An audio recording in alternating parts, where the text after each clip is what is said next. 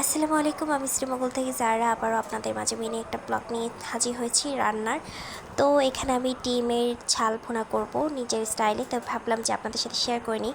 তো ভিডিওর মাঝখানে আমি একটা কথা না বলে পারছি না। প্রথমত আমি ক্ষমা চেয়ে নিয়েছি আমার অডিয়েন্সদের কাছে, কারণ আমি একদম প্রতিদিন ভিডিও দিতে পারছি না। আমার এক্সাম চলছে, সবাই দোয়া করবেন। এক্সামের কারণে আমি অনেকটা দূরে আছি ভিডিও থেকে, বাট এক্সাম শেষে আমি আবার কন্টিনিউ ভিডিও দেওয়ার চেষ্টা করব। বাট আপনারা আমাকে সাপোর্ট করবেন, পাশে থাকবেন, আমার ভিডিওগুলো মনোযোগ দিয়ে দেখবেন, দেখতে হবে। যাই হোক, এখানে আমি পেঁয়াজটা লাল লাল করে ভাজার পর আমি এখানে আদা রসুন পেঁয়াজ বাটা দিয়ে দিয়েছি। তো এখানে আমি একটা কথা বলতে চাই, সেটা হচ্ছে যে অনেকে আমার ভিডিও দেখেন, অনেক দূর দূরান্ত থেকে দেখেন। প্লিজ কমেন্ট করে জানিয়ে দিবেন কে কোত্থেকে দেখছেন। তো এখানে আমি মশলাটাকে ভালো করে কষিয়ে নিব, কারণ আদা রসুন পেঁয়াজের যে একটা স্মেল, এটা ভালো লাগে না। ভালো করে কষিয়ে নিলে তারপর মশলা দিলে ভালো লাগে। তো এটা হচ্ছে একটা প্যাটার্ন না কি জানি দিয়েছি, ঠিক আমার মনে পড়ছে না। আপনারা চাইলে স্কিপ করতে পারেন, এটা না দিলেও হবে। রান্না তো রান্না, আমি এখানে স্বাদের জন্য এটা দিয়েছি। তো এখানে এটা দেওয়ার পর আমি মরিচ দিয়ে দিয়েছি 3 চামচ, 3 চা চামচ দিয়ে। তারপরে আমি হলুদ দিব 1 চা চামচ।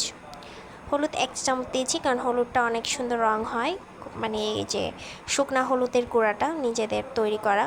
তো এখানে আমি মশলা ইউজ করেছি, এটা হচ্ছে মেজবানি মশলা, হালকা অল্প দিয়েছি। তারপর এখানে দিব আমি গরুর মাংসের মশলা। তারপর এখানে আরেকটা দিব আমি ওই যে সাধারণ যে ম্যাজিক মশলাটা থাকে না, সিক্রেট মশলা, ওই রকম কিছু একটা ছিল।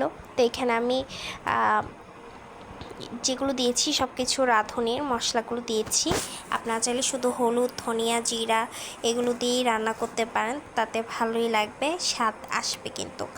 তো এটাকে আমি ভালো করে কষিয়ে নিব। তারপর তেজপাতা দিয়েছি। আপনারা সবাই জানেন যে গরম মশলা যেটা, তেজপাতা লং এলাচ দারচিনি, এগুলো আমরা সবাই খেতে পাই না, মুখে পড়লে কেমন লাগে। তো এগুলো আমি অল্প পরিমাণ দিয়েছি, তারপর স্বাদের জন্য। আর গুঁড়াটা ইউজ করেছি, আমার সব কিছু গুঁড়া ছিল, বাট তেজপাতা তো গুঁড়া হয় না, তাই তেজপাতাটা দিয়েছি, তাও অল্প দিয়েছি। আমার তেজপাতার ফ্লেভার এত বেশি ভালো লাগে না। তো এই পর্যায়ে এসে আমি একটু দুধ দিয়ে দিয়েছি। আমি পাউডার দুধকে লিকুইড করে দিয়ে দিয়েছি। এখানে লবণ দিচ্ছি আমি 1 চা চামচ, 1 চামচের মতো দিয়েছি। তারপর এটাকে ভালো করে আবার একটু দুধের সাথে কষিয়ে নিতে হবে ভালো করে। আর মানে এটার মানে এত স্বাদ হয়েছিল, কি বলবো, গ্রেভিটা অনেক বেশি খেতে ভালো লেগেছে।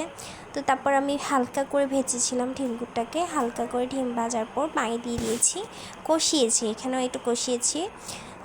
তো তারপর যে ফাইনাল যে ভিডিওর মধ্যে মানে আমি দেখাতে পারিনি, ফাইনাল পরের যে ডিম কষাটা, সেটা অনেক সুন্দর হয়েছিল।